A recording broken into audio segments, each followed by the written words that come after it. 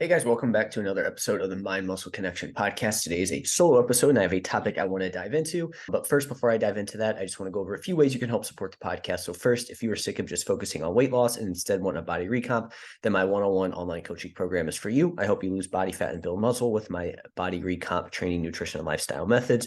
We look at things like your lifestyle and biofeedback to individualize your training and nutrition program to you and your specific needs.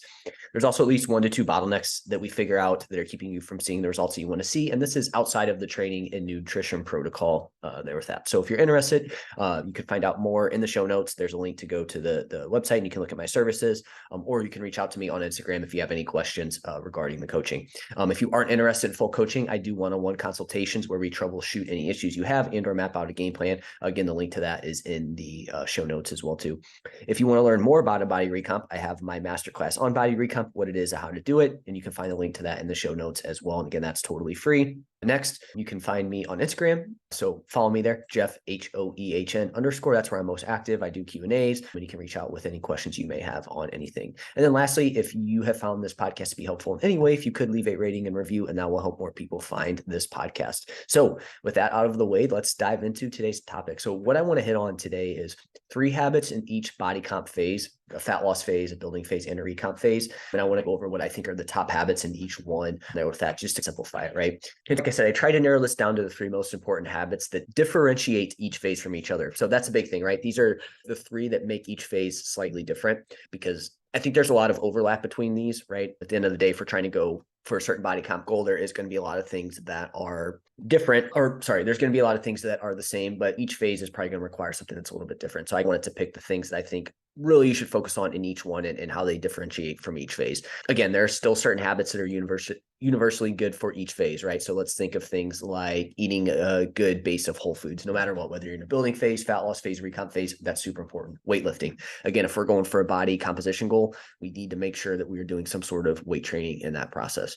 Sleep, right? That's going to be super important no matter what phase of nutrition or what that current phase is that you're doing. Enough protein. You want to make sure that we're not going super low on protein. I think most people listen to this podcast probably are fine with protein now at this point, the more I've learned about protein, but either way, again, we need to make sure that's there. And then staying hydrated, things like that. These are still good habits that you need to have for any phase, but I think it's important to see how we can differentiate each one, right? So it's maybe you don't necessarily fully track your calories and macros, but if you have a period of time where you're in each one, you can focus on these habits and that should help you get to that goal that you want. I'm also going to touch base on how you should feel during each phase as well too. Yeah. All right. So each phase for improving your body composition is going to require slightly different habits and how you feel during each phase. You're not going to feel the exact same in a fat loss phase as you are in a building phase. There's going to be some things that are different there with that. And again, I'm going to go over these 3 habits in each phase that are important to get you the result that you want. My goal is to show you how each phase is different from the other in terms of habits, but also how you feel. So I think you can, once you get in tune with your body, you can start to go off of feeling a little bit as well too. And like I mentioned earlier, keep in mind that there are habits that are universal for each phase: weightlifting, sleep, enough protein, and a good base of whole foods. So let's start with the fat loss phase. I think this is where most people want to be there on that. So the goal of this is to drop body fat while maintaining muscle mass. A lot of people are good at dropping weight, but they don't focus on the muscle building side of things or maintaining that. So we really want to make sure that we do drop body fat, but we also maintain lean body mass. So here's 3 things that I think are super important in this phase, the 3 habits. So the first is you're going to have to leave most meals wanting more food / say no more often than not. So what I mean by that is if you're leaving each meal feeling full, you're probably not going to be in you're not going to be in a calorie deficit. So you need to make sure at each meal, you're feeling like, hey, I could probably eat a little bit more. Again, not that you're like ravenously hungry after each meal, but you should feel like you could eat a little bit more. And you're probably going to have to say no more often than not. And what I mean by that is you're going to have to say no to wanting a little bit of extra food. You're going to have to say no to snacking. You're going to have to say no to that extra drink. You're going to have to say no to staying up a little bit later, right? You're just unfortunately going to have to say no more often in this phase than you typically in a building phase or something like that. So that's kind of what I mean there with that. And again, we don't want to leave each meal feeling full, because if that's the case, you're probably eating a little bit too much. And you're going to have those meals where as you get further and further into the fat loss phase, as you lose more and more weight, you get leaner. This is going to happen even more, and it's going to be on a higher magnitude as well too. So you're going to leave each meal being like, damn, I definitely could eat more. The second habit's going to be finish lean protein sources and veggies first, leave extra carbs, high fat foods if satisfied. So this goes back to this concept of if we eat these things first, that's going to help us fill up. We're going to be less likely to overeat on things like carbs and fats. Whereas if we start with the carbs and fats, you're hungry, it's going to be easier to overeat those. So we want to make sure if we're going to leave meals feeling full, or if we're going to leave meals feeling a little bit hungry, we do want to make sure that we're eating these foods first, because the veggies are going to provide fiber. They're going to provide a lot of nutrients. Protein is going to obviously provide the protein that you need there on that. And they're just a little bit tougher to overeat, and they do help with satiety there on that. Number 3 is going to be stay active / moving when you can. I think this is another universally good habit here for a fat loss phase, is to increase your movement where you can. Obviously, you can take this too far, but I think in general, you should really get up and move more times than not in a fat loss phase. That's going to help increase your energy expenditure, but also the underrated thing of it is that's time that you're not just sitting there eating food or thinking about eating food, right? So it keeps you staying busy, which I think is a really good thing to have in a fat loss phase. So we want to make sure we're staying active and moving. Again, not only from the energy expenditure side of things, but obviously if you're super sedentary, that can increase your hunger. Your appetite regulation might be off a little bit, so it can help moderate that. But again, also the energy expenditure, but then you're also just not sitting around bored and then wanting to eat food. You're also hungry and whatnot. So it keeps you moving. So when you can, get up, get moving, and try to stay as active as you can. So I think overall, you're going to feel a bit more depleted, hungry overall during a fat loss phase compared to other phases. Again, if you're feeling happy and full all the time, you're probably not losing body fat at that point. So you're going to have to get comfortable with that feeling of hunger, feeling depleted, and everything probably is going to taste a little bit better. Everything's going to sound a little bit better, but you do need to sit with that feeling there. So that's the fat loss phase and there with that. Next, recomp phase habits. So the goal here is to build muscle while decreasing body fat percentage. There with that. I've changed that from dropping body fat to decreasing body fat percentage, because at the end of the day, we want to have fat loss and muscle gain at the same time, but I think if you can decrease your body fat percentage, that's pretty much going to be a recomp phase there at that point.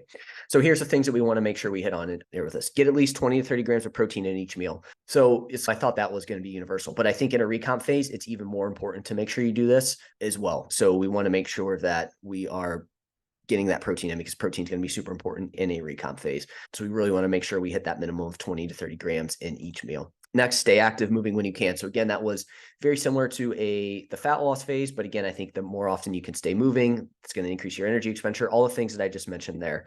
And you want to leave meals satisfied / wanting a little more at times, but you're never stuffed. So I don't think you need to be as hungry as you would be in a fat loss phase, because I think that's really the big differentiating factor here between a recomp and a fat loss phase. You're going to be in a little bit of a larger deficit, recomp a little less. So that would mean that, look, you don't need to be ravenously hungry. You don't need to be super hungry when you're done with a meal. However, you probably don't want to ever be stuffed, because then you're probably overeating at that point. And again, you're probably going to leave each meal wanting a little bit more at times. I think a little bit less than in a fat loss phase, but you still should probably feel that way. Like you should still make some tough choices here in a recomp phase. So you should feel slightly hungry / slightly depleted at times, but it shouldn't impact your training sessions and day-to-day energy levels. Whereas like in a fat loss phase, we're a little less concerned with that. You're probably going to feel a little bit more depleted. You're probably going to feel a little bit more hungry. The training might be impacted slightly, whereas in a recomp phase, you're probably going to have some times where maybe you're a little hungry. You might feel a little depleted at times, but again, we don't want it to start to mess up your training sessions and your day-to-day energy levels there with that. You hear this and you're like, it sounds very similar to a fat loss phase. And a recomp phase is very similar to a fat loss phase. It's just that the deficit's a little bit smaller. For some people, they're potentially at maintenance if they're not really focused on the fat loss side of things. But it is very similar to a weight loss phase in that regard. It's just you have a little bit more calories to work with, and there's certain situations when a recomp phase might be more beneficial than a fat loss phase. All right, so let's go to the building phase. So the goal here is to build muscle with minimum fat gain, right? For some people, this may come with no fat gain, but again, we're trying to really maximize muscle growth. So that's going to require you to be at the very least middle maintenance, high end of maintenance, and then potentially a small surplus depending on where you're at and what your goals are. So again, we want to make sure we build muscle with minimal fat gain. So the first thing is going to be make sure you are fueled for your training session. So you want to make sure training's in a good spot. So that means making sure we're fueled. We're not going into our training sessions super hungry all the time, as that's probably going to impact your training sessions.